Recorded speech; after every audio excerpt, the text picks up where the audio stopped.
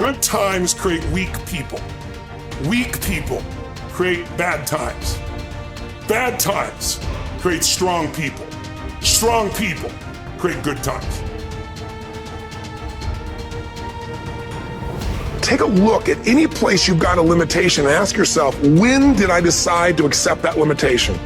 And you may not even see it as a limitation. You might see it as just, that's who I am. But so often in our lives, we've adapted to be a certain way so that we don't fail or so that people will like us or respect us, but it's not necessarily who we are. Joy comes when you're spontaneous. It's really hard to be truly happy when you're not being yourself. If you find your passion, you're going to have this tremendous energy. It's sustainable energy. But momentum requires you always do the next thing to keep the momentum going. And the reason you get yourself in a passionate place is so that you change your life. And the only thing that changes your life is making a decision. So while you're in this passionate state, that's where you make decisions. A decision is the first step.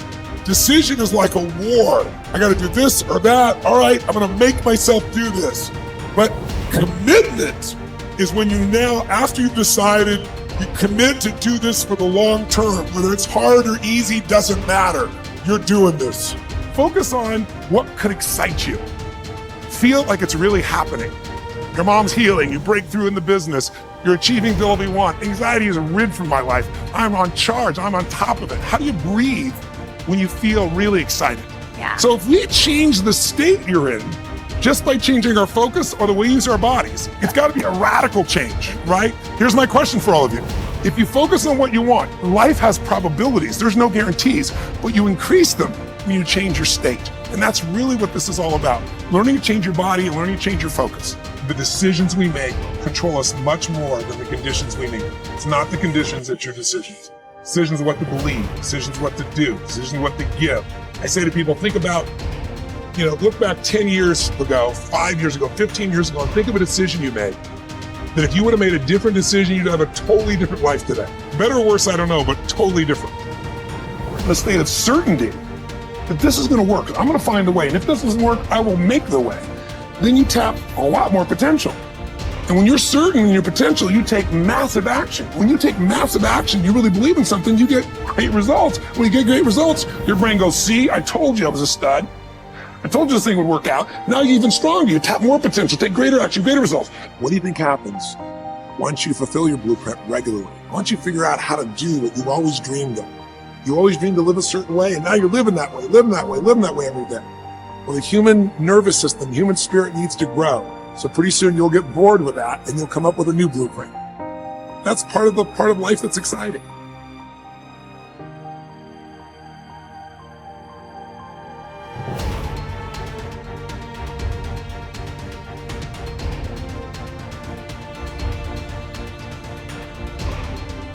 Here's the great discovery. All negative emotions, especially anger, depend for their very existence on your ability to blame someone or something else for something in your life that you're not happy about. It takes tremendous self-discipline to refrain from blaming others for our problems. It takes enormous self-control to refuse to make excuses. It takes tremendous self-discipline for you to accept complete responsibility for everything you are, everything you become, and everything that happens to you. Even if you are not directly responsible for something that happens, like Hurricane Katrina, you are responsible for your responses, for what you do and say from that moment forward. It takes tremendous self-mastery for you to take complete control of your conscious mind and deliberately choose to think positive, constructive thoughts that enhance your life and improve the quality of your relationships and results. But the payoff of this form of positive thinking is tremendous.